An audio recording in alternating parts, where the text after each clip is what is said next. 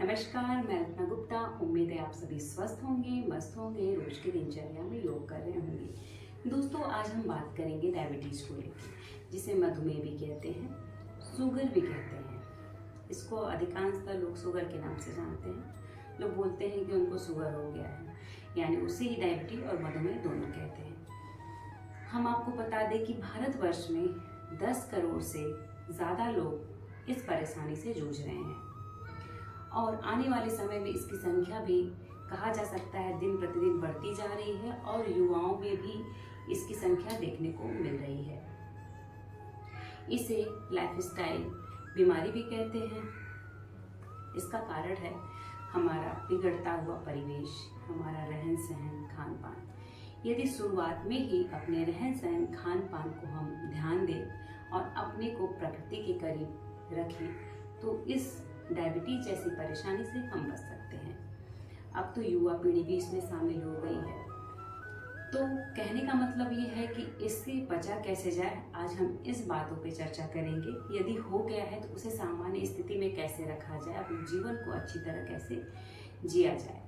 तो सबसे पहले हम ये समझेंगे कि डायबिटीज किसे कहते हैं। दूसरा हमारा होगा कि डायबिटीज में हमें कौन कौन से आसन और प्राणायाम का अभ्यास करना चाहिए, और तीसरी कड़ी में मैं आपको कुछ टिप्स बताऊंगी। तो सबसे पहले हम समझेंगे डायबिटीज है क्या। तो डायबिटीज जैसे हमारा ये पूरा शरीर है, इस शरीर को चलाने के लिए हमें ईंधन यानी ऊर्जा की जरूरत होती है। हम चलते हैं, बैठते हैं, उठते हैं, कुछ काम करते हैं, जो भी हमारे शरीर से जो भी क्रिया होती है वो एक हमारे शरीर में जो ऊर्जा होती है उसके माध्यम से हम करते हैं, और वो ऊर्जा हमें भोजन के माध्यम से मिलता है।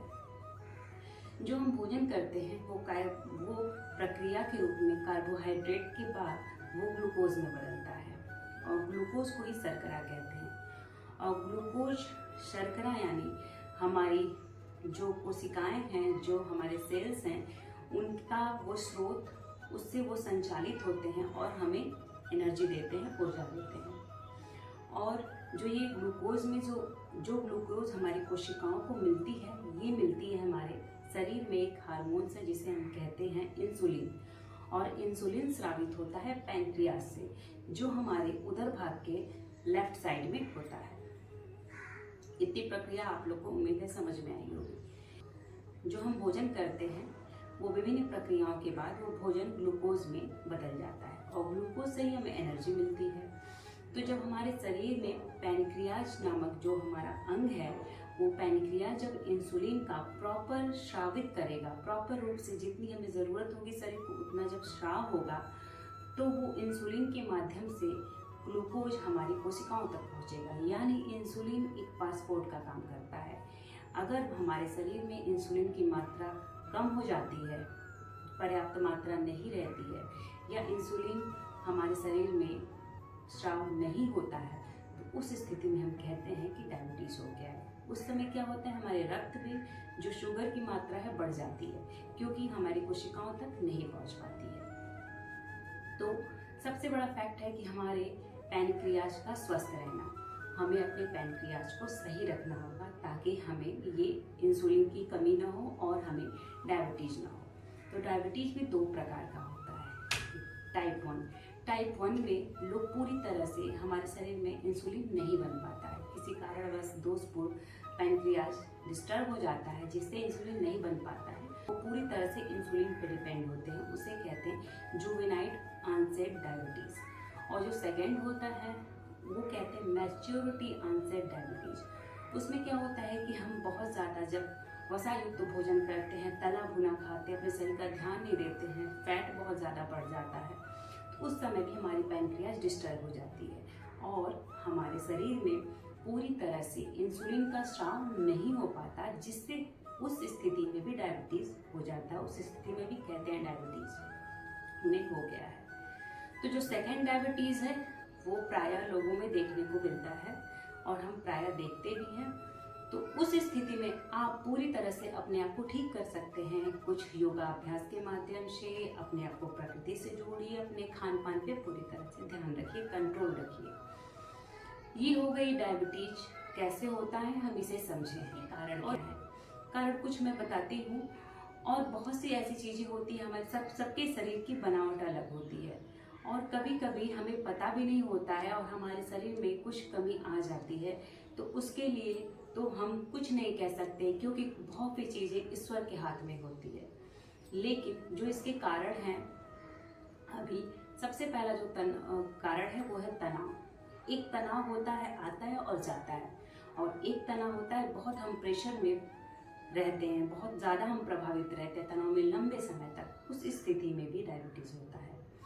वंशानुगत भी इसका कारण होता है। अगर हमारे पीढ़ी दर पीढ़ी में पूर्वजों में डायबिटीज़ है तो उसके कारण भी लोग प्रभावित हो जाते हैं। उसके अलावा वसायुक्त भोजन हम बिना सोचे समझे केवल खाते जा रहे हैं। उस स्थिति में क्या होता है, बार बार जब हम भोजन करते हैं, खाते रहते हैं, ध्यान नहीं देते हैं, थोड़ा सा खाएं, जब हम खाते हैं हमारे शरीर को इंसुलिन का स्राव करना पड़ता है, और जब इंसुलिन का स्राव होता है तब पैनक्रियाज को अपनी क्रिया करनी पड़ती है। लेकिन जब हम अपने अंदर सुधार नहीं करते हैं तो ये क्रिया बढ़ती जाती है और हमारा पैनक्रियाज थक सा जाता है, और जिससे इंसुलिन का पूरी तरह से स्राव नहीं हो पाता। और इसके अलावा मोटापा है, ज़्यादा देर तक जगना है, आपकी नींद नहीं पूरी होगी तो आपका शरीर थका थका सा लगेगा, और आपके शरीर का जो टूट फूट है, मरम्मत है, जब हम रात को सोते हैं तो हमारा शरीर पूरी तरह से रेस्ट करता है। हमारे शरीर के जितने भी ऑर्गन हैं वो पूरी तरह से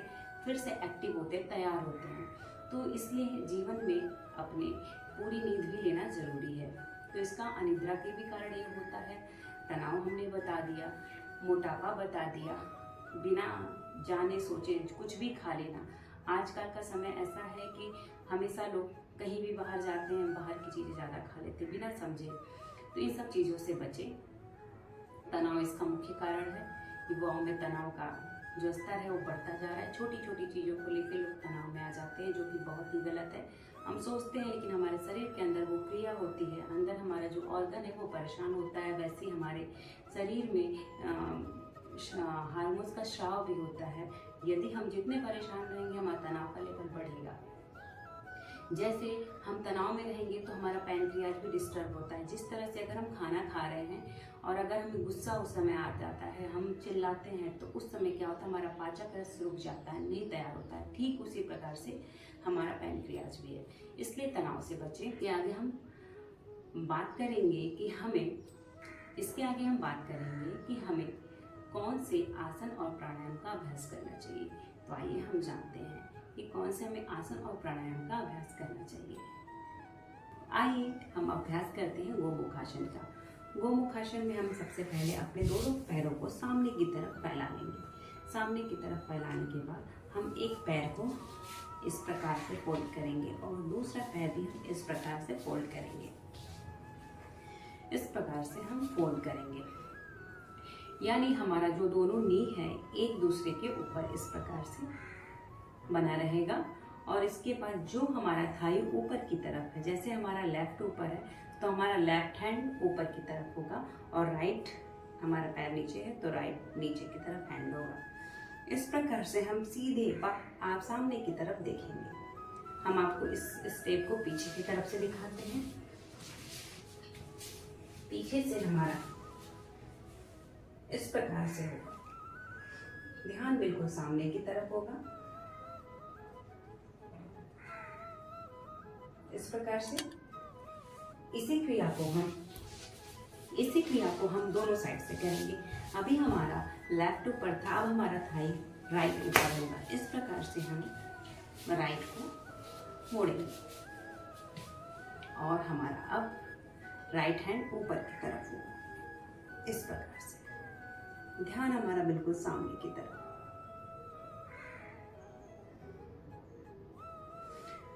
तो इस प्रकार से हम करेंगे गोमुखासन का अभ्यास। गोमुखासन के अभ्यास के बाद हम करेंगे पश्चिमोत्तानासन। पश्चिमोत्तानासन हम अभ्यास करेंगे पश्चिमोत्तानासन का। पश्चिमोत्तानासन में हम अपने पैरों को सामने की तरफ मोड़ेंगे, दोनों हाथों को ऊपर की तरफ उठाएंगे, श्वास भरते हुए। इसका अभ्यास धीरे धीरे करना चाहिए। इस प्रकार से शुरुआत में यदि अभ्यास आप करते हैं तो कभी कभी लोगों का ये अंगूठा यानी हम अंगूठे को भी नहीं टच कर पाते हैं, तो इस प्रकार से अभ्यास करें। इसका अभ्यास धीरे धीरे इस प्रकार से करना चाहिए। श्वास भरते हुए हाथ ऊपर की तरफ ले जाएंगे और श्वास छोड़ते हुए पूरा स्पाइन से हम आगे की तरफ खींचेंगे इस प्रकार से।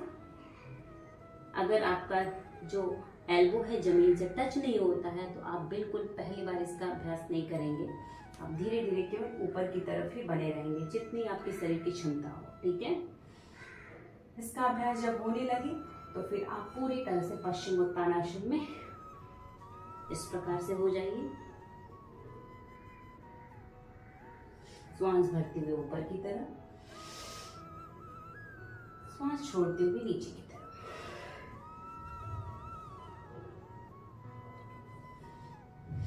ये डायबिटीज के लिए बहुत ही अच्छा आसन है। इस आसन का अभ्यास हमें प्रतिदिन करना चाहिए। अपने जीवन में एक न एक आसन को पर डे करना चाहिए। आसन को एक साथ लेना चाहिए। यदि आप कुछ नहीं करते हैं, जिस आसन को साधे हैं उसी आसन को आप पर डे कीजिए, आपको मानसिक संतुष्टि भी मिलेगी। और दूसरी बात, आपका जो आसन सधा हुआ है, हर आसन के एक फायदे नहीं होते हैं, बहुत सारे फायदे होते हैं। यदि कोई आपने एक आसन साधा है, उसका अभ्यास है यदि आप करते हैं तो आपके पूरे बॉडी पे उसका इफेक्ट पड़ेगा। दूसरा हम करेंगे अर्ध मत्स्येंद्रासन। इसमें क्या करेंगे, इसमें भी हम अपने पैरों को फॉरवर्ड करेंगे। फॉरवर्ड करने के बाद अपने पहले राइट या लेफ्ट, आप जिस तरफ को मोड़ना चाहते हैं, मैंने लेफ्ट को उठाया। लेफ्ट को हम राइट की नी के जस्ट बगल में इस प्रकार से सेट करेंगे और हमारा लेफ्ट लेग अगर ऊपर की तरफ है तो हमारा राइट हैंड लेफ्ट लेग के जो ये नी है इसको क्रॉस करेगा। उसके पहले हम बता दें कि राइट लेग हमारा आगे की तरफ है तो हमारा जो लेफ्ट हैंड है वो पीछे की तरफ जाएगा और जो राइट हैंड हमारा है वो नी से इस प्रकार से हम अपने टच करेंगे, अपने पान को, अपने पैर के तलवे को इस प्रकार से हम पकड़ लेंगे और हमारी जो गर्दन होगी वो पीछे की तरफ होगी इस प्रकार से। इसका शुरू में आप अभ्यास ना कर पाए तो सिर्फ आप इस तरह से करने का अभ्यास करें। ये जितना आप अपनी बॉडी को पीछे की तरफ घुमा सकते हैं घुमाइए, फिर पुनः वापस। इसी क्रम को हम दूसरे साइड भी करेंगे। राइट हमारा थाई ऊपर की तरफ है तो हमारा लेफ्ट हैंड, राइट हैंड पीछे की तरफ जाएगा और लेफ्ट हैंड क्रॉस करेगा इस प्रकार से।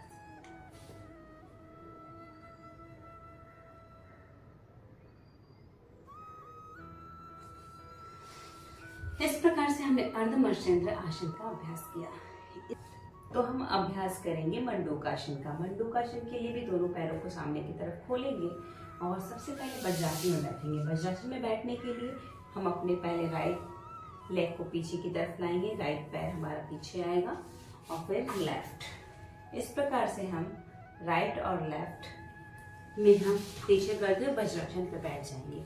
दोनों हील के बीच में हम शिफ्ट होंगे। इस प्रकार से बैठने के बाद दोनों हाथों से मुट्ठी बांधेंगे, अंगूठे को बीच में रखेंगे और इस प्रकार से मुट्ठी बांधेंगे और दोनों मुट्ठी को नाभि के किनारे किनारे लगाएंगे, यानी हमारा नाभि बीच में होगा। और लंबी गहरी सांस लेंगे और सांस छोड़ते हुए हम आगे की तरफ झुकेंगे। फोरहेड जमीन पे जाता है तो बहुत अच्छी बात है, नहीं जाता है तो आप अपने गर्दन को सामने की तरफ भी रख सकते हैं। दोनों मंडूकासन का ही अभ्यास है, दोनों के फायदे भी उतने ही हैं। आप अपनी शक्ति के अनुसार झुकिए, जितना आगे फॉरवर्ड झुक सकते हैं झुकिए, नहीं झुक सकते बिल्कुल सामने की तरफ रहिए इस प्रकार से।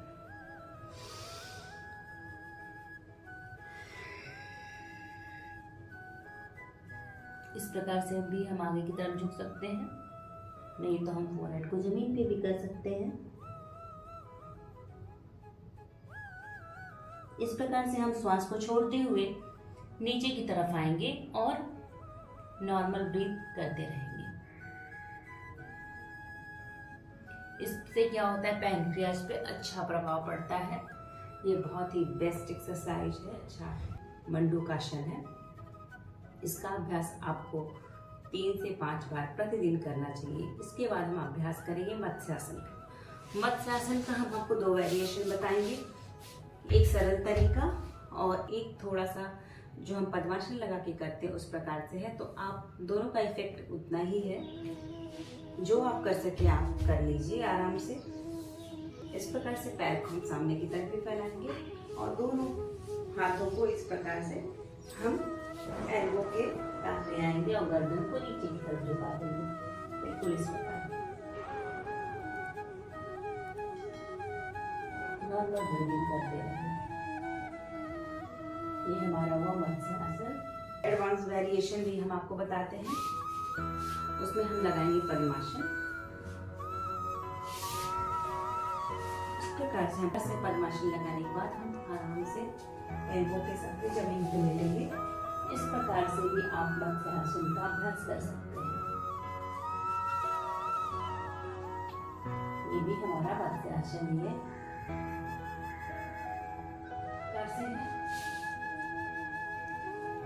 दोनों अंगूठे को पकड़ेंगे और एल्बो को जमीन पे।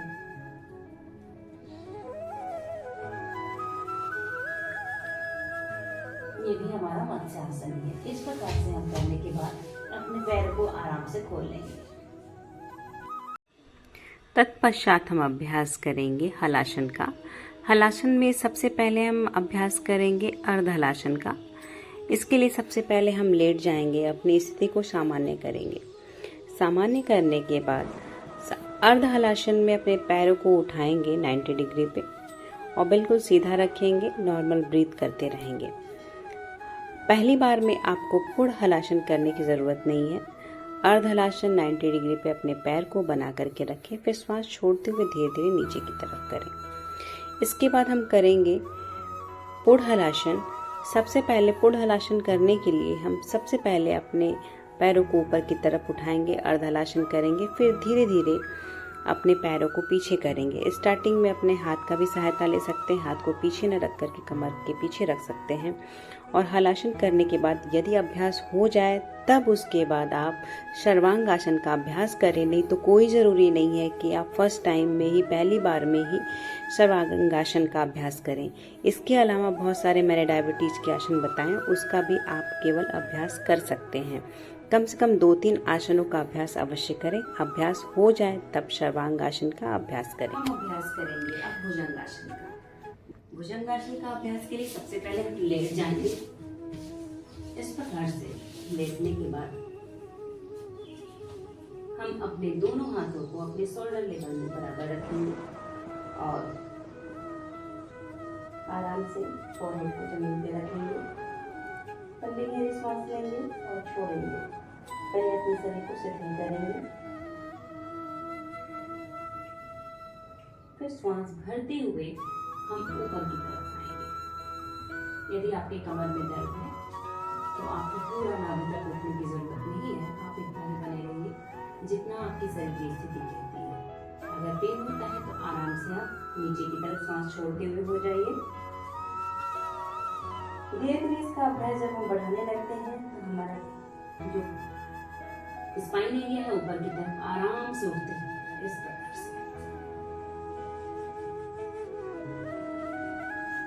इस प्रकार से हम अभ्यास करेंगे। भुजंगासन का हमारा जो दोनों पांव है अपने शोल्डर लेवल में होगा, शोल्डर के जस्ट बगल में। इस प्रकार से हम उठेंगे और हमारा पैर पीछे की तरफ मुड़ा होगा। हमारा पैर पीछे की तरफ आपस में मिला होगा और हमारे ध्यान जो है बिल्कुल सामने की तरफ होगा। इस प्रकार से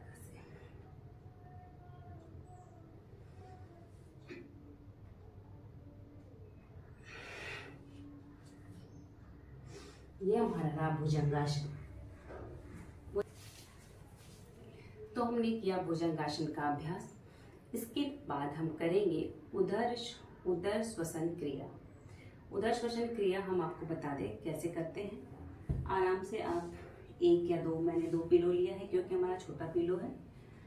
आप इस प्रकार से पिलो लगा लें और पिलो लगाने के बाद आप आराम से इस प्रकार से बैठ जाएं और पिलो जो है आपके हिप के नीचे जस्ट आएगा और इस प्रकार से आप लेट जाएं। इस प्रकार से लेटने के बाद आपको बहुत ही अच्छा फील होगा और फिर आराम से लेटने के बाद आप दीर्घ उदर श्वसन क्रिया करेंगे। इसमें क्या है, आपको श्वास अपने पेट में भरना है और अपने पेट को फुलाना है, छोड़ना है। गुब्बारे की तरह पेट को फुलाइए और छोड़िए।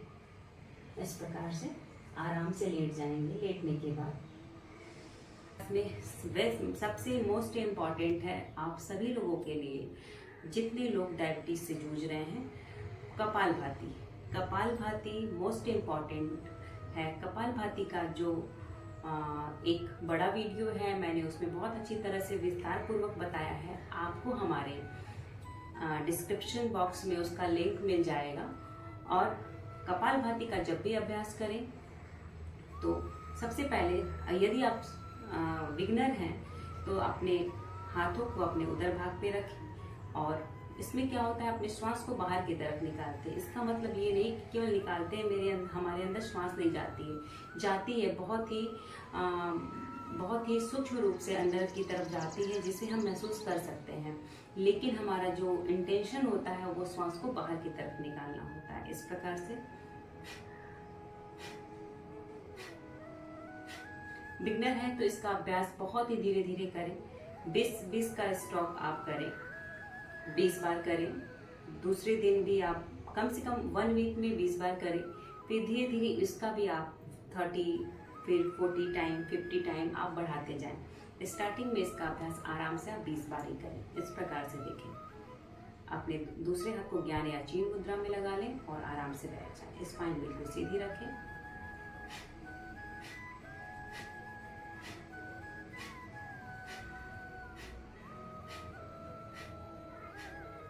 ठीक है, इस प्रकार से आप कपालभाति का अभ्यास करें। लास्ट में आप अनुलोम विलोम का अभ्यास करें। अनुलोम विलोम का अभ्यास भी बहुत ही अच्छे तरह से यदि आप करते हैं तो आपको मानसिक शांति बहुत ही ज़्यादा मिलेगी। लेकिन अनुलोम विलोम का प्रायः लोग गलत अभ्यास कर देते हैं और इसका पूरी तरह से फायदा नहीं उठा पाते। तो आप अनुलोम विलोम का भी हमारा जो वीडियो है आप हमारे डिस्क्रिप्शन बॉक्स में मिल जाएगा। उसमें मैंने विस्तार पूर्वक उसमें हमने अनुलोम विलोम के बारे में हमने बताया है। तो आप अनुलोम विलोम का अभ्यास सबसे पहले आराम से आप बैठ जाएं। अपने दूसरे हाथ को ज्ञान या चीन मुद्रा में लगाएं। उसके बाद आप अपने हाथों से विष्णु मुद्रा लगाएं और अपनी दाईं नासिका को बंद करें। बाईं नासिका से लंबी गहरी सांस लें।